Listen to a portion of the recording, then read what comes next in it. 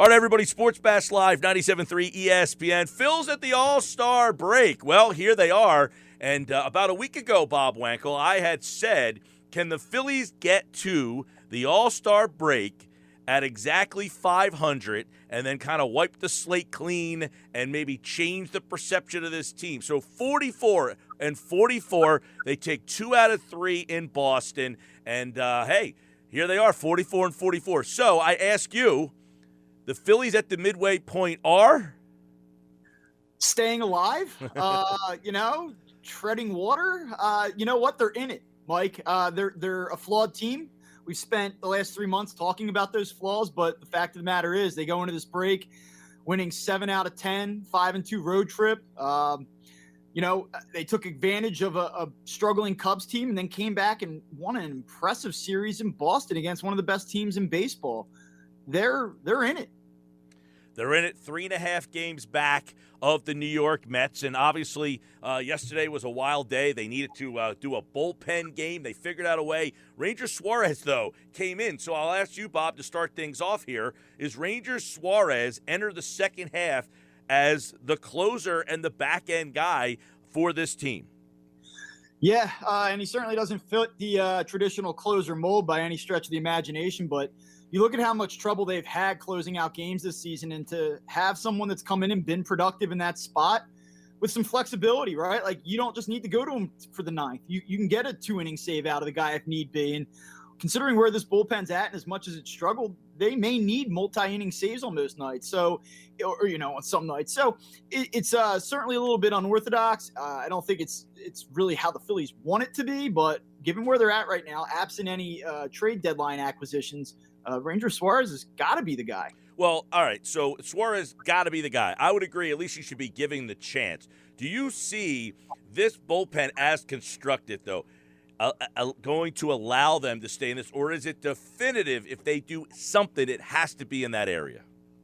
Yeah, I mean, if this team's going to add at the trade deadline, which I expect that it will at this point, I mean, they sort of weathered the storm here over the last week or two. This was the stretch that really could have sunk them, considering how poorly they play on the road, but they were able to kind of stabilize here. And I'm not telling you that they're about to rip off a run to the NL East crown or anything like that, but I think that they've certainly made themselves or have positioned themselves to be buyers. I mean, they play 12 of 14 games against the NL East at home out of the break. And when you consider now that Ronald Acuña's out for the year, you consider that the Nationals are really struggling after a hot surge for 3 weeks.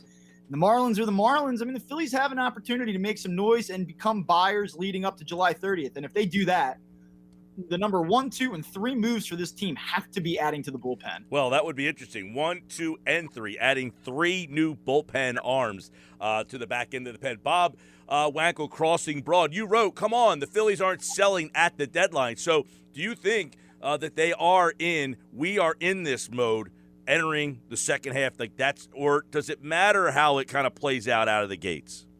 Yeah, I think it matters how it plays out of the gates to an extent. Like, if the Phillies have 14 games remaining before the trade deadline and they wait until July 30th, which I expect that they will probably let this thing play out as long as they possibly can. I don't expect the deal on July 20th.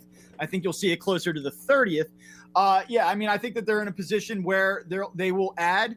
I don't think that they're going to go out and do a blockbuster deal. I'd be surprised if you saw someone like Craig Kimbrell come here. Where I don't think, and when you have to assess this, are the Phillies a championship level team? No. I think you could definitively say that. They have some holes in the minor league system too, right? So people are saying, like, yeah, you got to go out and trade Andrew McCutchen, trade Gene Segura. You got to restock the farm system. Fact of the matter is, trading a guy like Andrew McCutchen, as productive as he's been, trading Gene Segura as productive as he's been, those aren't going to be system-altering moves. So I don't expect the Phillies to part ways with those guys. I think that they'll win enough games here out of the break.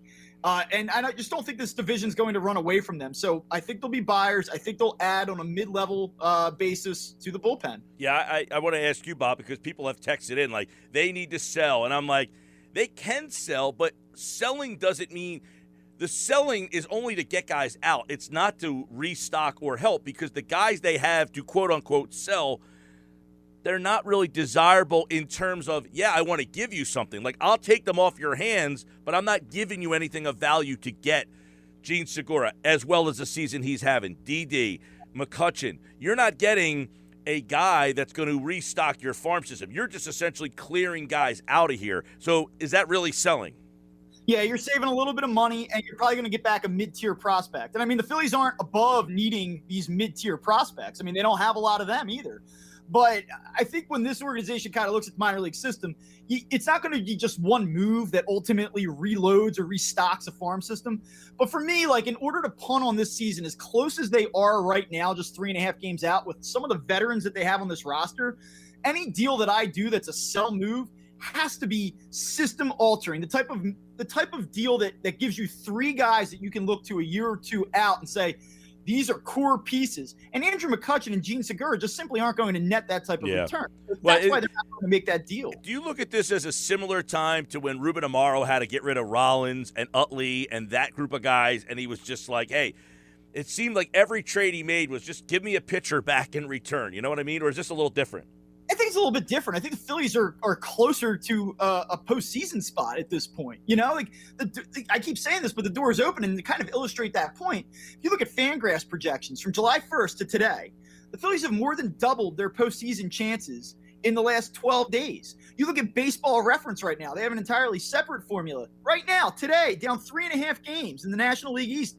Baseball Reference has the Phillies with the highest probability of winning the NL East right now. So, I mean, this is not a team that needs a prayer to make the postseason. It's a winnable division with a bunch of flawed teams. And if the Phillies can kind of clean up a couple of issues, especially in that bullpen, they stay healthy in that lineup.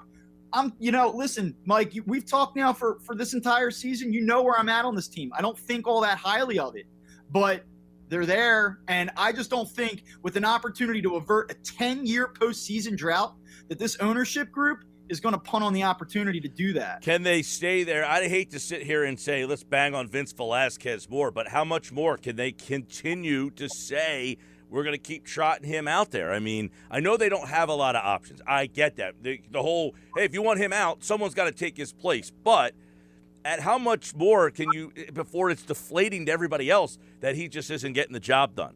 Yeah, well, one thing they're going to have to do for sure, even if they leave him in the rotations, they have to split up both him and Matt Moore.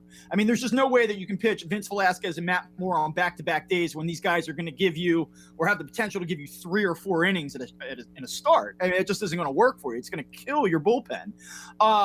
That being said, to answer your question, I mean, I think they pretty obviously have to make some type of change in the starting rotation. Do they not think, though, the way that, do they say you guys are nuts? Like, this guy, like, the whole selling point of Velasquez, Bob, was he had this great arm. He doesn't even throw all that hard at it. Like, 93, 94 is a dime a dozen. He used to be, hey, this guy had this electric arm. He doesn't even have that anymore. Yeah, I mean, I think that the Phillies know that. Dave Dombrowski, remember, isn't the person that re-signed Vince Velasquez to come back. And, we talked about the possibility of maybe just trading him as a change of scenery piece before the season started. And you know what? I mean, Vince Velasquez wasn't in the rotation plans. That was before Spencer Howard didn't develop or had his struggles. That was before Matt Moore struggled early on. That was before Chase Anderson struggled early on. So, I mean, there have been 3 or 4 other solutions to this starting rotation issue before Vince Velasquez. This was not the plan. He's been thrust back into this role, and he's reverting back to what he's been now for the last 5-6 years. They have to do something in the back end of the start of the starting rotation. You'll hear Cole Hamels' name come up here a little bit. In the coming days, he's going to do a showcase workout for teams. I don't know. I kind of am over the reunion element. I think that's a reunion you don't need to have, but they will have to do something here in the next 2-3 weeks to the back end of that starting rotation. You can't go Moore and Velasquez. Bob Wankel, Crossing Broad, covers the Phillies at the midway point, 44-44. They're in this thing, whether we like this team or not. What is something they've won, 3 out of 4 against the Cubs, 2 out of 3 against Boston, 2 out of 3 against the Padres. They have been playing better baseball. Why? What has happened in the last 2 weeks that has kind of put them in this position? I think you're seeing the lineup get healthier, has some depth to it, and when this lineup's at full strength and it's clicking and they have multiple guys clicking together, you see what it's capable of. It's a good lineup. I mean, in this 7-game road trip, they scored 8.7 runs per game. They took advantage of a bad Cubs team. Then they go up to Boston. They did a really nice job. I mean, they swung the bats pretty well both Saturday and Sunday. And they came out hot on Friday night. I think Vince Velasquez used it. For more ways to parlay, there's only You used the word deflating on Friday night with Vince Velasquez. I mean, I think that he was deflating to that lineup on Friday night. Yeah. So he's been really swinging the bats better. I think that's a big part of it. And then the second element is that they've gotten guys to step up. I mean, Ronald Torreyes yesterday, 3 hits. It's a key 3-run homer. They've had guys come up and kind of contribute in key spots for them. So, they'll try to ride that wave here. Yeah, you're right. As guys like Nick Maton have some big hits this year, Torreyes, I think Girardi kind of, indicated that. Like, we've got some guys who we didn't count on that have gotten us to this point. Now the guys we are counting on are coming back. Obviously they're going to need some bullpen help. What do you think about, we just talked about more in Velasquez, but what do you think about the possibility of adding a position player? Is that something you see as a possibility? Or do they like this group? Not without trading one. So, if you wanted to trade Gene Segura, you would get back a position player. Like, I just think that they're in a position where they're going to add. I don't see an obvious need to upgrade really this lineup. I mean, obviously, moving forward, talking about the defensive deficiencies that they have. I mean, they may want to, they may want to alter things. The Alec Boehm, Rhys Hoskins thing long term at the corners probably isn't going to work. They have issues, and I think that they're going to have to rectify those issues beyond this season. But in season, I'd be stunned if it was a position player that was, added to the mix here. A starting position player. Yeah, I hear you there. It'll be interesting because obviously the one spot is center field that maybe they can still keep kind of sniffing around. But do they like Herrera there for the second half of the year? He got put on the DL the other day. Yeah, I mean, if there was a guy that was on the cheap where they're not going to part with the few prospects they have to upgrade center field when you have a glaring need for multiple bullpen pieces and a glaring need in the back of the rotation. If all things were equal and the Phillies were solid in the bullpen and they had that fifth starter they felt good about, yeah, then maybe you'd say maybe they take a look around and try to add to the outfield. But being where they're at, having the holes that they have, the more pressing needs that they have, I just don't see that move. Bob Wankel on the Phils, 44-44. As Hembo tweets, by opponent record, they have the easiest schedule after the All-Star break, and it's not close. So should that tell Phillies fans, yes, buy into this team because the road is a lot easier? Well, as you know, the Phillies are not always the best at taking care of business and beating teams they're supposed to beat. You're going to see the Miami Marlins in here for 4 games out of the All-Star break, and we have talked multiple times about their struggles with that team. So, they took care of business against a bad Cubs team. That's great. It's a good start. They try to build off of that. The opportunity's there. They play 41 of their 72 remaining games at home. They've played 600 ball at home this season, even with all their issues. I mean, it shakes out pretty well for them. The Mets have a difficult schedule. That's the one team that I think really kind of stands in their way. And, hey, listen, I'm not sold on the Mets. And until the Mets aren't the Mets, I won't be sold on them. I mean, they kind of struggled this weekend with a bad Pirates team, and that is a vulnerable team. They can be caught. A couple quick things. Chase Petty was taken with pick 26 last night. You faced his mainland team. Now, you did not face him on the mound, but obviously know what kind of talent he is.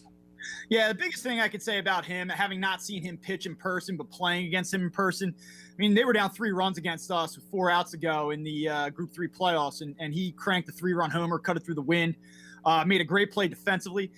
The kid's just a stud. I mean, it's obvious. Division I, major league draft picks, they look different. They walk different. The ball sounds different coming off the bat. And he is, there's a lot of superlatives that have been thrown out about the kid, and he's all of those things. I mean, he really is that type of talent.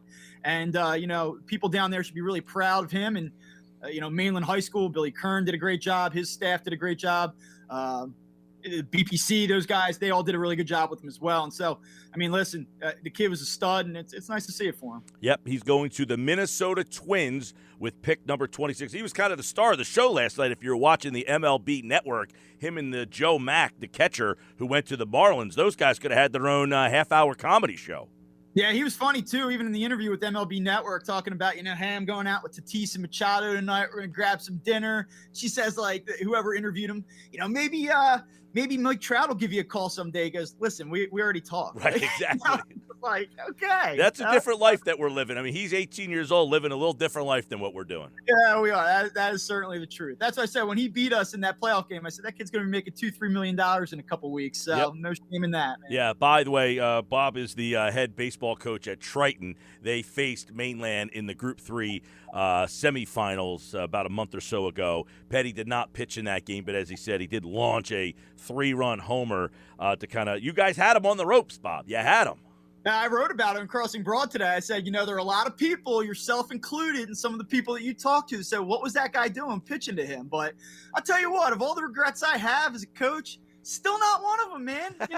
Like, it just isn't. Like, that Campbell kid can swing it too. Yeah. So he's listening. A little props to him as well. All right, great stuff as always. The Phillies 44-44 at the midway point. The home run derby is tonight. They actually got some big names in this derby. It's not like the slam dunk but they got legit guys going. Yeah, I like the home run derby. I know that some people kind of feel like it's played out and that it's sort of like just, it's never going to be the same post like McGuire, Griffey, those guys back in the 90s and stuff. But I'm looking forward to it tonight. I mean, it should be fun, especially at Coors Field, man. Balls are going to be flying out of there. All-Star game tomorrow, Derby tonight. Phillies back in action. They play the Marlins with a double disco on Friday right out of the gate. So they got a double dip on Friday, 4 with the Marlins. And, of course, we'll have Bob to preview that series in the second half of this year. Bob Wankel, Crossing Broad. Check out all his Phillies coverage. And he was kind enough to join me here on the Sports Bash. All right, Bob. Thanks, pal. All right, Mike. Talk to you soon, man. All right, there's Bob Wankel from Crossing Broad.